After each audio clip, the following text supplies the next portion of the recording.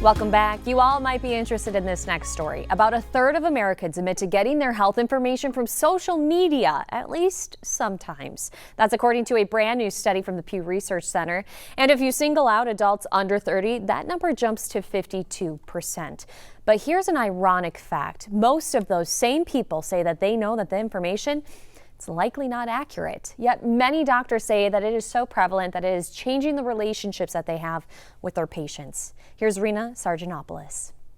Here are 3 easy ways to improve your health. You will not catch me with a name brand of pharmaceutical. Your feet can tell you a lot about your internal health. There is so much information out there on any topic you choose, and unfortunately, I saw on TikTok that if you juice a potato and drink the juice, it kills the strep right away. not all of it is accurate. The algorithm knows what you want to hear, and it will repeat it again and again and again in different forms. It protects against cancer, strengthens the immune system, and preserves vision.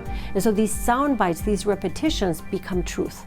And it is much harder to debunk this perceived truth than it was ever before. Dr. Natalia Dorf-Bitterman with Health Partners says medical or health misinformation has amplified over the last several years, and it's impacting the doctor-patient relationship. It is impacting the way that we trust each other, the way that we engage with each other, and certainly it can impact the health outcomes of our patients. Dr. Dorf-Bitterman says it's causing people to delay or avoid care or to use dangerous non-scientific treatments or advice.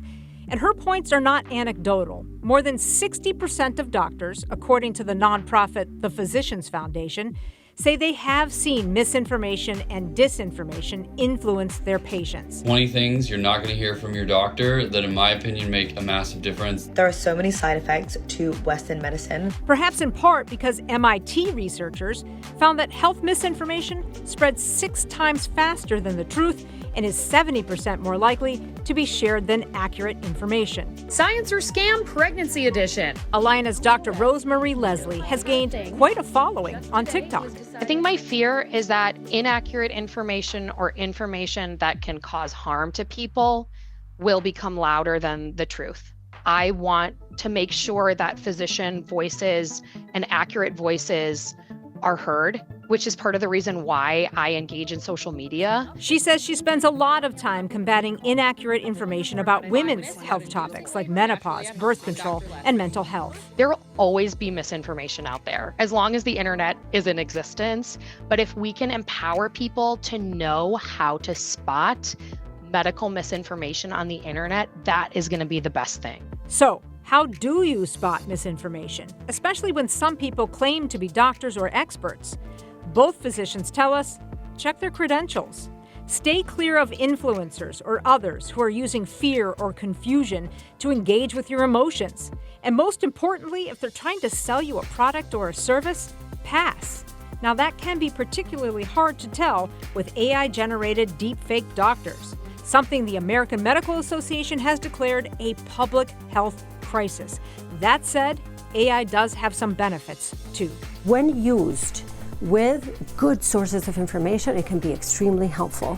When used with sources of information that are broad, it can be really harmful. Telling AI to use only peer-reviewed, scientifically proven sources is a good place to start.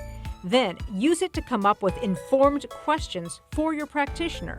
But it doesn't know you or your medical history, so it can't serve as a replacement. I think physicians, clinicians in general, want to have informed patients, want to have engaged patients in their health process and disease. Come informed, engage in discussion with your clinician, but trust them. Doctors say that trusted sources should be institutions that have earned credibility in the medical world, like maybe Mayo Clinic or Harvard. She has a list of some trusted resources for you, and you can find it in this story on KARE11.com. All right, family and fans are mourning the loss of a beloved Minnesota veteran who became a social media sensation. We are talking about Patriotic Kenny. He has died at the age of 84. Our Heidi Wigdahl has more on his legacy. On cards like that, what? You never know where life will take you. For Kenny Jerry, it took him at nearly 80 years old onto social media. Amanda! Known as Patriotic Kenny online, he amassed between his TikTok and Instagram more than 4 million followers. Has just taken off. People love Kenny. I mean, why not? I do too. That's Amanda Klein, Kenny's neighbor and friend, who had the idea back in 2021 to help him create a social media account. Then when his scooter broke, Sad about the scooter? a video of Kenny went viral. Oh my goodness, man. The community raised enough money to get him a new scooter. You're not supposed to fold with it. It's $10 million to me. It's so fancy. But while the world fell in love with Kenny, It goes so fast, I can get a ticket. through his social media, $45,000. What? he was already a star in Willarney and Matamida. You park his scooter right where that bike is, and yep, it would be very recognizable, covered in flags, and yeah, everybody knew he was here then, and he'd just sit out here and talk to whoever was walking by. Maddie McMahon is the owner of the Wild Bean, where Kenny was a friendly face. He was very authentic. What you saw online was 100% what he was. Kenny would take daily trips to the coffee shop and across the street to the Veterans Memorial. Kenny served in the Navy from 1959 to 1965. I am losing my brothers and sisters. Knowing the freedom he felt through his mobility scooter, Kenny, through the help of donations, started gifting them to other veterans. Here's all my fan mail. Letters started coming from fellow vets and active duty military. Before I was in kind of that depression stage, that's not good. There's so many veterans that are hurting and stressed that need help, mental health. If I can help one, I try to help more. Everything about him was so special. We saw a lot less of him this winter, which kind of in my gut I knew was a bad sign. I just got enough words for you for what you did for me. In March, Kenny announced he had stage 4 lung cancer. 2 months later, Kenny's account says he passed, surrounded by love. You never know where life will take you. For Kenny, his scooter took him places he never could have imagined. Oh, gosh, that was such a sad story.